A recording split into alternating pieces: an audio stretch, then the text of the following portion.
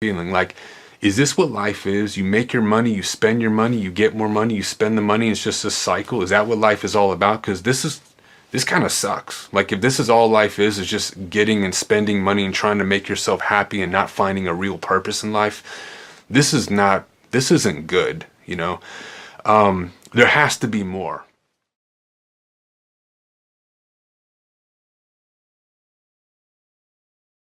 Something significant about my life that I don't think it makes me better than any person, but it's something about my family that's important to know.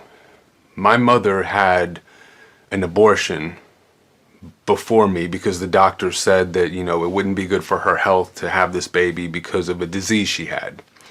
After that, she had a miscarriage.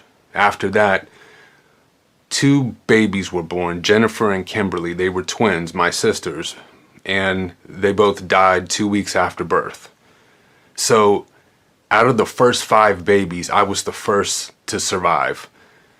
Like I said, I'm not thinking that I'm somebody special, but it seems that God chose to break the cycle of death through my birth. And so I'm grateful for that. I look at that and I think it's important. I think it means something to me, you know, that I should do something with my life for God, because God gives life and He gave me my life. I was born in 1977. I lived in Pembroke Pines, Florida, suburban middle-class neighborhood with my father, my mother. My sister was, 2 years behind me. As I grew up, things got a little bit dark. When I was 4, 5 years old, my parents were fighting a lot. My mom had developed a disease, an autoimmune disease called lupus, epilepsy, and chronic asthma. Just her body kept getting sicker and worse. She had to take pills that caused her to gain weight. It was just a difficult time traveling to try to figure out what doctor can help her out of state sometimes. Just no real answers, and it weighed heavily on my father and mother. So they ended up getting a divorce. There was domestic abuse. I'm not really sure what happened. I just remember waking up one night, 2 in the morning, and cops had surrounded the house. There were about 5 or 6 of them outside. I came out of my bed and my dad told me to get back inside, and next morning I was told that I would be going to stay with my aunt and uncle in Missouri for a little while till things calmed down. My parents did get a divorce. I lived with my mother. We lived in a rundown apartment on Washington Street in Hollywood, and it was not a nice neighborhood. I remember her going to get milk for us at night, about 9 o'clock at night, and the corner store was across the street. I saw her hide behind a dumpster, and inside a guy hit the owner over the head with a bottle to get the money. And eventually my mom made it back, and I don't know if she got the milk or not, but it was just a hard life out there. It was a little different situation. We didn't have any money. She made a paper Christmas tree out of construction paper for the wall, and that was Christmas for us. So this is when Star Wars was coming out. Not Star Wars, but Return of the Jedi. And so you got those posters out of the cereal box, and that was a welcome relief to some extent. E.T. was out, those kind of things, and I remember that as a kid. But life was hard, and I didn't really understand how bad it would be without a father. Now, they fought in and out of court constantly. So my mom got the house shortly after that, and then my dad had a restraining order against him, so he wasn't allowed at the house at all. There was a lot of anger and frustration and all of that, so he was away. Now, my mom struggled to provide for us, and it was very difficult on her to bring enough income in, even though my father was paying child support and everything. And it was her burden to try to, make life good for us. I was getting bullied in school, and I was kind of a mama's boy, and I let people, punk me, I didn't have to do that, but I didn't have my father around. And you need your father around to train you the way that you need to walk in life. A godly parent or godly parents are going to train their child in the way that God wants them to be trained, so that they can know the Lord, and then they can understand how to stand up for themselves the right way. Well, I didn't have my father there, and my mother kind of shielded me and turned me into a mama's boy, and that's not a good thing. That carried on through a lot of my life. But as I continued to grow, Life was hard in the house because she was sick a lot. She could only work 3 days a week. This disease required a lot of pills. She was on like 10 different medicines. And so it was my job to shut down the house each night, like 6, 7 years old. And it was dark outside. Take out the trash, shut the door, make sure nobody comes in. My mom would say, be careful, lock the door. Ted Bundy's loose, because he was out at that time and we were in Florida. So this is crazy, right? We lived on a lake. It was dark. So just locking all the doors and windows and going up to a black glass was scary for a child. And you're hoping you locked everything because you didn't know who was out there. I was afraid of my dad. I didn't know if he was out there, Child shouldn't be afraid of their parent like that. My mom was hooked on painkillers. She had 3 different doctors dispensing pills that didn't know about each other. And it was my job to help her not abuse these pills. She had been in and out of Narcotics Anonymous and just got off some of those worst ones. But these weren't any better. This was Soma. It was a high-powered muscle relaxant. And so I remember it's my job to hide the pills and then give her 2. And you don't need any more than 2. This is a really strong pill. So she would take 2, then an hour later call me, go get 2 more. Well, you got to listen to your mom, so you go get her more. And I, continued this process until she would finally pass out. This continued for years. She wouldn't be able to walk around. She'd just kind of crawl and pass out wherever she was at. And I hate saying this about my mom now. It's like humiliating to tell her story like this, but it's still my story, and I have to say it like it was.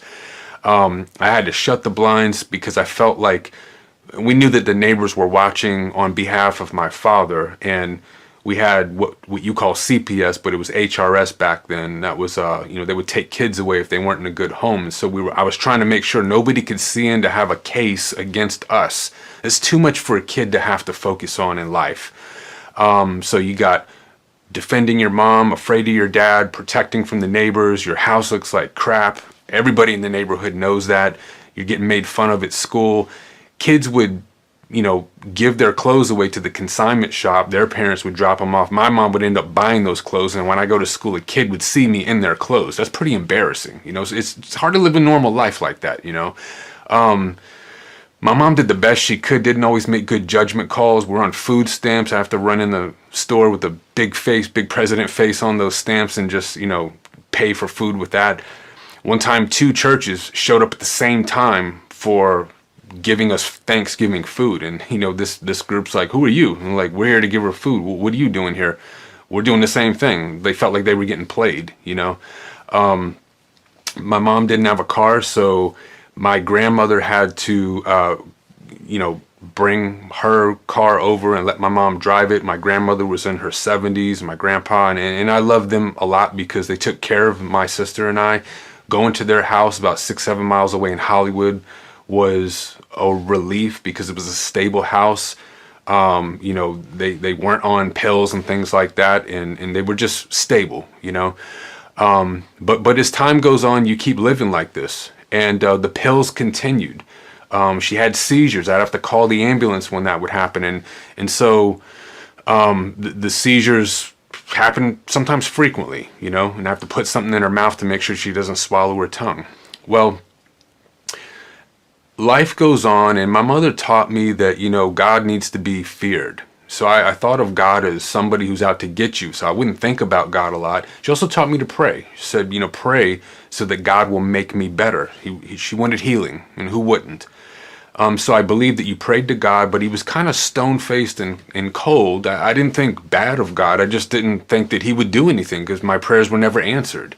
And then if I ever did something evil, she would let me know that God is not happy with that. And she would scream and yell, and that would make me feel like this is who God is, And God is to be feared, but there's a side of God that's love that I just didn't really understand. So I was trained to see God as somewhat angry and judgmental, which God is a judge, but not really loving.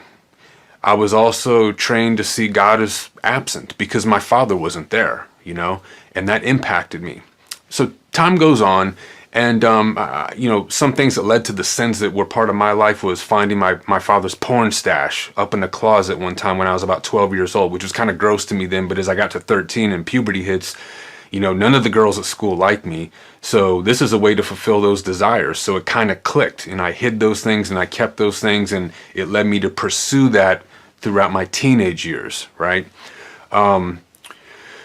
My mother continued with the pills, and here's where I'm going with that. So one day I come home, beautiful blue sky, 4 o'clock, like seventh grade. It's 1991. It's May 8th, right? I just told her I hate her guts. I hope you die. I don't love you, this and that, being a spoiled brat 2 days before that. Well, on this particular day, my grandma was home, and my grandma's car was there, which meant my mom was home. So my mom didn't go to work or whatever. So my grandma said, your mommy's in the hospital. She had a heart attack. And I was like, alert. But this had happened before, not a heart attack, but like emergencies. And so she'd always come home. So I figured it's going to be okay. Well, this time it wasn't okay. We got a call. My sister was there about 10 minutes later. And my grandma started screaming, started crying hard. She came to us and said, your mommy's dead. She grabbed me and my sister and just started crying. Oh God, oh Jesus. And she just uncontrollable, because that was her daughter, And I remember the world felt cold. The Belle Biv DeVoe was in my head from the weekend, when will I see you smile again? And then my grandpa took me to Burger King, and Unchained Melody, the Righteous Brothers, that song was playing.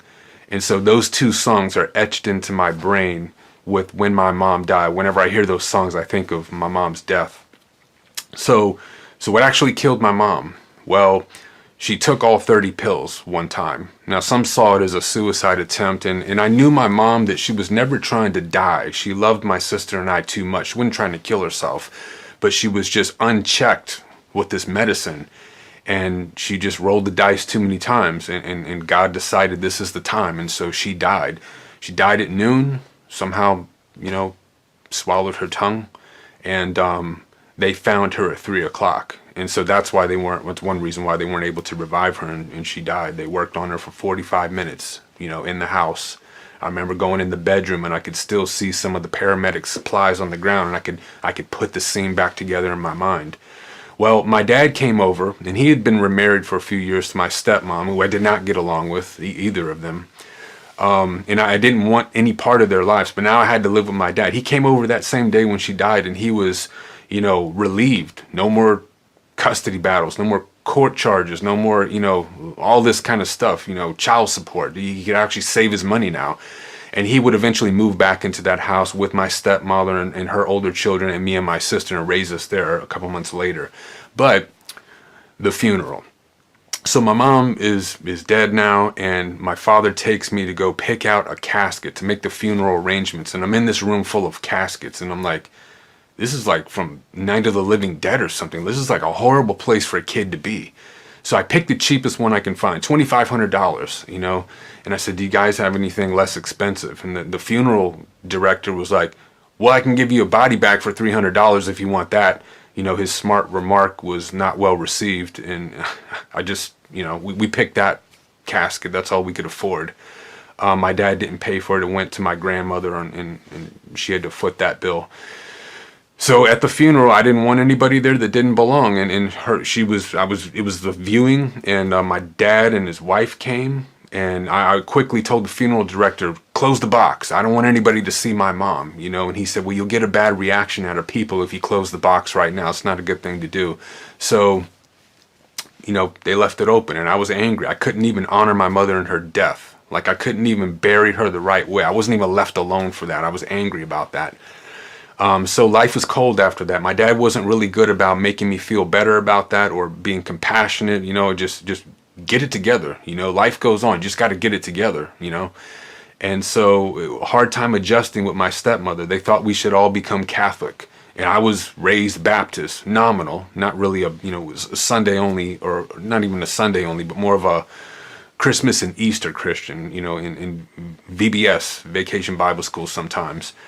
But I had a dream when I was 10, and in this dream I was riding down the street, to go play ball with my friend. And the sun had set, it was a beautiful blue sky, and then everything changed to sand. And I was racing my bike through the sand.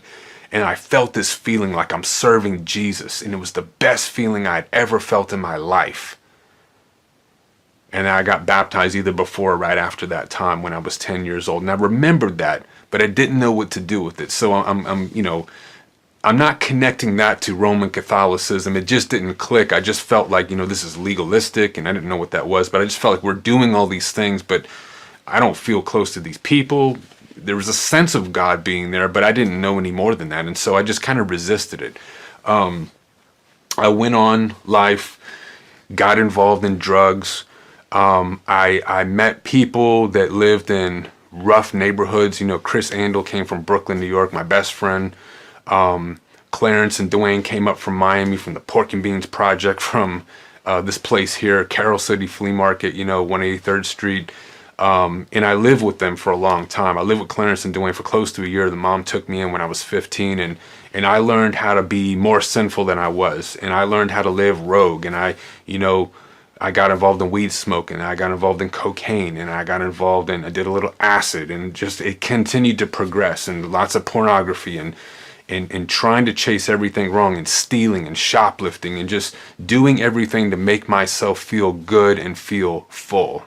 But none of it was working, but I was able to chase this because nobody was catching me. I wasn't going to jail, I wasn't dying or anything, so it was all good, I would try to have girlfriends, and as I would get one, they would all dump me, but it was like I was trying to find my mother's love again. I couldn't find it in my parents at home. I didn't trust them, and I couldn't find it in the girls. So when I was 17, I met my wife. I met her at the Carroll Street Flea Market, same place where Clarence and Dwayne had come from. And we dated. And I remember feeling like this is the closest thing to my mom that I can find. Somebody tell me what to do, but still love me in the process. And, I don't know, it's a weird thing that when you don't grow up right, you kind of want the wrong things throughout your life. And if you didn't grow up to be taught like a man should, then you're not going to be a man. You're just not going to happen. You have to learn what you didn't know, So life goes on. We're dating. It's a pivotal moment because I just got dumped by one girl. I meet my wife. My dad is moving with my stepmom and my sister up to Vermont, 1,000 miles north. And I've got a decision to make. My dad's like, you need to get your stuff ready. You're moving with us. I was like, Dad, I'm not coming with you. I don't want anything to do with you. So I left my mom's piano that she gave me. I left all of her big paintings that she had, every memory I had. I had the clothes on my back. I had a couple duffel bags with some belongings. And I slept on couches. And, 2 weeks I was staying at a guy named John's house. Another guy older than me, didn't have much direction, but his parents were gracious and gave me a place to stay until Chris got home from New York with his mom. And then she would rent a room out for $230 a month. And that was good. Now, the first 2 months she had questions because I didn't have any money. And she's like, okay, where's this money coming from? I don't see any money right now. So, but I would get October 15th, 1995, I would get $20,000. That was coming my way. That was my inheritance money from my mom's part of the house after litigations were settled and liens and all of that. This is the part that I would get. My sister would get the same amount. My mom wrote it in there that we can't have it till we're 18. So my dad comes down. I'm living on my own now. He comes down and he wants me to take the money and give it to him so that he can kind of distribute it to me every month, and I get a job and I live responsibly. I wanted nothing to do with that. So I kind of kept the money, 10 grand in an account where I had access. The other 10 was in like Fidelity to just kind of grow as, interest and all that. So here I am living alone. I feel like I'm on top of the world. I've got 10 grand available. I'm buying music equipment, top of the line. I've been rapping for years now because that's just what I did. I started at 14 or 15. Chris was into that. That was what he came from, in New York, where he was from. And so he was always doing that. We did that together. I got pretty decent at it, and I was really good with beats because We go to the studio all the time, but I had a piano background, so I could put melodies together in ways that maybe others couldn't. And so it just became something that I loved. And we'd go to this place called the Underground, Hallandale Beach Boulevard and Carver Ranches, right down in Hollywood. And $50, you can make a beat, takes an hour or so, and then they give it to you and come back and change it or record your lyrics or whatever. And we were doing a lot of that. So I was living selfishly, I was living sinfully, I was living for David. I wasn't respectful to my girlfriend at that time, which was my wife now. I wasn't respectful to the house I lived in. I still hated my dad and everything for the past. I didn't call him, I didn't talk to them. I spent the money doing a lot of drugs. I would freebase and do other stuff, and it was just getting worse. And it was kind of I was chasing my first high that I ever got with cocaine, smoking it, and I could never get back there. And that plus the marijuana plus the drinking, and the money was going down now. So I remember I cleaned out 10 grand, and now I took out the other 10 grand. Now I'm starting to waste that money now. 10 more grand's gone. So I'm on the last 10 grand. I'm buying clothes. And I'm knowing that this can't last forever, but I'm also feeling this funny feeling like, is this what life is? You make your money, you spend your money, you get more money, you spend the money. It's just a cycle. Is that what life is all about? Because this kind of sucks. Like, if this is all life is just getting and spending money and trying to make yourself happy and not finding a real purpose in life, this isn't good, you know? There has to be more. One time when I was at Chris's house, living in that room, it was a rainy day, it was cold outside, it was the winter of maybe 1996 in January. I wasn't married yet. I had watched this movie called Inhumanities and Faces of Death because I thought that'd be cool, and all it did was make me feel like the world is a cruel place. Like, it wasn't cool to see death. It was something to run away from. I was running from death. I didn't want to die. I had overdoses. Jesus, please save me. And I'd come out of it, but I'd go right back to the drugs a week later because I wasn't trying to get cleaned up or anything. I was just trying to do enough, get as close as you can to the edge without going over, because I was trying to get as high as I can get without dying. And that's just kind of what I think drug users do, you know?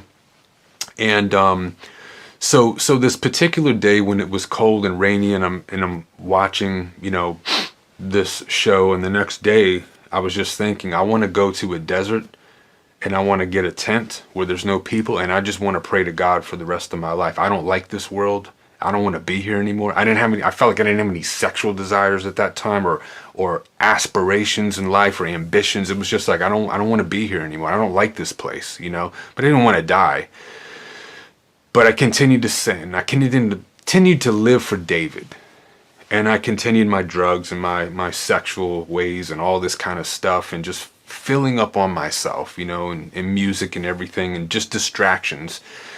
And the Fugees, you know, Ready or Not, this song came out here. And this song is a song that's kind of like stamped into my mind because of what it means to me. It was one of my lowest moments where I realized I need something to change. I need something, because this life of total freedom that is really like bondage, there's got to be something better out here. I knew I wouldn't find it in money. I knew I wouldn't find it in a job or a career or a family or more drugs or whatever, although I didn't stop. I didn't know what to do. So I was depressed. I ended up marrying my wife. I was kind of high that morning. Here's that. And, you know, I didn't know what marriage was going to be like. I didn't know how to be married. I didn't see marriage modeled for me growing up. So how would I live my life for God as a married person? So I continued to drag my wife down now with me through everything, because now she's associated with me more closely than any other relationship on earth, right? We're married now. So time goes on and we move to Lauderhill, Florida. And Lauderhill, Florida is next level. This is the ghetto. This is the place where people are getting shot, killed, raped, mugged, you know, carjackings. Everything's being stolen. The cops are everywhere. Ambulance, just constant activity. I had a friend, Jason. I was looking for weed one time. I go into this weed hole, and they're starting to swarm around me because of, my skin color is different. They know I don't belong here. And this guy came out. He was from New York, so he didn't get along with the people in Fort Lauderdale, because there's these distinctions that happen with people from different areas. So he brought me into his house, treated me just like himself, like he didn't see color, and he was a good friend, but he was misguided. Him and his friend would borrow my gun to go rob people. Eventually, I told him, take the gun and get out of here. I don't want you coming back with that. So his friend took the gun, never paid me the money, and then he tried to rob somebody and he got shot. So I wasn't out there doing robberies or something like that, because I just didn't want to. I wasn't trying to hurt people like that. I was just really misguided, though. So hanging around other misguided people without direction, who didn't have a perception of life and God, was destroying me. It was just making it worse. I was sinning all by myself. I didn't need any help. But now putting two people together like that just was worse. So time goes on, mischief goes on, and I kind of have to quit the drugs. It's now like 1996, and my salvation is somewhere between, I don't have the day, but it's like between when Tupac died and when Biggie Smalls died. It's somewhere in between there, and I don't know exactly where, but it happened somewhere in that moment. So God was motioning toward me during these times. When I worked at Kmart, in the quiet moments, having to go get carts in the, Lauderhill Mall, area, I'd go out and get carts, and I'd see like a tract, trust Jesus. It was a little cartoon thing, like, you got to jump out of the window and trust the firefighters to catch you on the trampoline, or you're gonna die in the building. It's the same thing with Jesus. You just don't believe, you trust. You need to throw your life into his hands. And that sounded great, but I didn't really know what that was like. A lady tried to pick me and my wife up. She had her kids in the van. She was on her way back to somewhere near where we live. She said, hey, it's late at night. It's kind of bad out here. Do you want us to, I can drive you home. And I said, okay, sure. So instead of taking a cab, which we had to do every night, this lady took us home. She said, you want to go to church with me? We'll pick you up in the morning.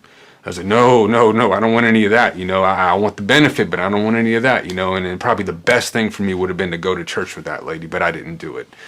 So anyway, I'm just thinking about God and what it would be like, but terrified of God, because I know I'm a sinner, but not really, thinking about it too much. I'm still living my life. So I get real sick, and I've got pain in my head, and these indentations seem to surface here, and it's weird. I quit all the drugs. And I remember I went to Dr. Jagaru and Dr. Neptune, these two doctors who were from the islands, and they would help people who didn't have money to go to a regular hospital or something like that. We didn't really have any money. So we go there, and I'm expecting Dr. Jagaru to tell me, you're young, you got your whole life ahead of you. Just take some aspirin, come back if it gets worse. But that's not what he said. He wanted my family history. He heard about my father's heart disease, about my mother's lupus and epilepsy and all of that stuff. And then, he said, this could be very serious. I want you to go to this hospital. I'm ordering a CAT scan. I want all these blood tests. I want these x-rays and all this. And as he said this, it just shocked me, because I realized I could die at any moment. I thought, I'm going to die when I'm 80, and I'll repent before that time, after living my life for myself as my own God. And it's like God was saying, not with a voice, but with a feeling. This terror came over me, like this dread came over me. And it was like, you're not in control of your life. I can take your life right now. And that was scary. And I knew, if I die now, I am going to hell.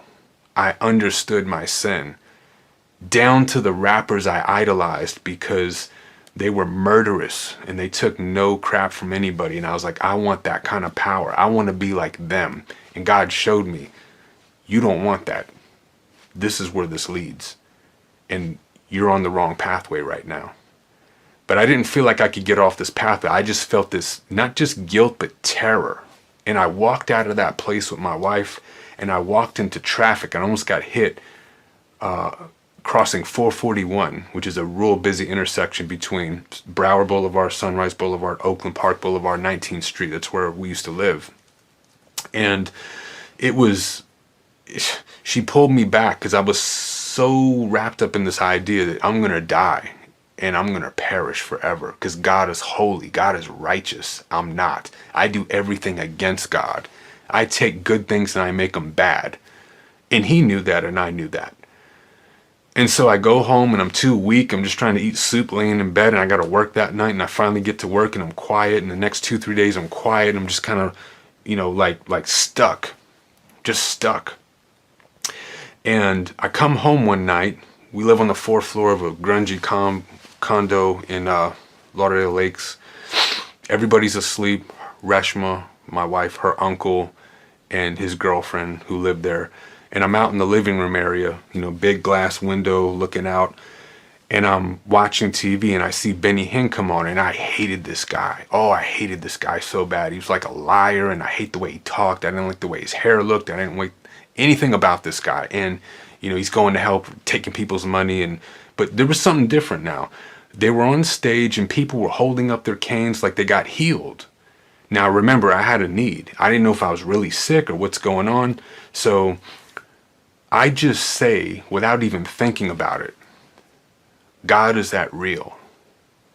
And immediately this force, this power, this energy just like entered into me, and I just started pouring out my tears to God. I just fell forward crying, and I felt like love just filled me. And I couldn't understand it because I knew how sinful I was. And you and I know if that guy's good to you and that guy's bad to you, you don't go near the bad guy because he makes your life worse. Why would God come near to me? And so I just cried for about an hour. It was like cleansing. It was like just seeing that God was near. Why? I don't know, but he was near. And I felt loved. And I was like, why, God? And I kept feeling this feeling like, you don't need to run away from me when you sin. You need to run to me. Almost like God could handle it. So I asked him, since you're dealing with me, since we're being real now, since this isn't just a nominal thing I'm doing, this is like really interacting with you now, God, who are you? What is your name? Are you Allah, Buddha? Who are you? And I just remembered Jesus on the cross. And I, for the first time, really understood this is for me. That death on the cross that was for the world was for me. And I accepted it wholeheartedly. I didn't know fully what that meant. I didn't have all the answers to my questions, but I knew that Jesus was there with me. And he received me. And I think that was the first time that I really went to bed with peace in my life. Now, life had been hard after that. It's been hard now. That was many years ago. It was like 27, 28 years ago. But ever since then, I've had a peace inside me just knowing God is with me. He's not leaving. He's with me. And I began to read the Bible and see how he was moving in my life. It's already written here. These are the things he promised he would do for his children. He's been working on me to remove those sinful tendencies toward, pornography and lust and stealing and, drugs went out the window. I never actually went back to the drugs ever. Like I hadn't gone back to any of the drugs ever, not even one time. Like that's the power of God. I did struggle with alcohol 2-3 years after that for a couple years, but God eventually showed me this isn't part of your life anymore.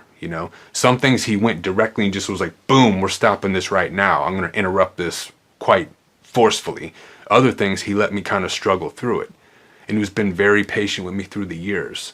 And as I read the Bible and I see the Spirit of God working to change my heart, my desires, I'm sensitive to what God is now, who God is, toward wanting the things that God wants. And this is what he said he would do in Jeremiah. This is the new covenant, that I'm going to make you sensitive to my spirit, to what I want. You're going to love me like I love you.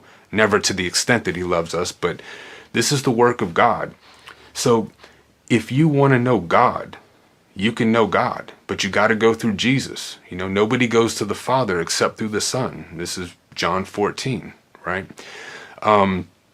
But while we were still sinners against God, we weren't crying for salvation. While we were still sinners, Christ died for us. That means God loves us. None of us can be made right because of the things that we do. You can't erase your bad things with the good things that you do. It doesn't work like that. But the blood of Christ, that pure sacrifice that he offered because he never sinned, that was received by God for your sins and for my sins. And if you accept that, if you confess that you're a sinner and you want that relationship with God forever, beyond just heaven, you want him, and you trust Jesus as the only way to save you through his death, burial, and his resurrection, he's going to save you and he's going to change you. And you will find your heart bending in a direction toward God that is quite uncommon to whatever you do now. And I just encourage you to do that. If you bow your head and you pray along those lines with those elements, read the book of Romans, especially chapter 3. Read the end of chapter 6. The wages of sin is death, but the gift of God is eternal life through Jesus Christ, his Son. Romans 10, 9 and 10. If we confess with our mouth and believe in our heart that God raised him from the dead, we will be saved, and he won't disappoint. So, thank you for listening.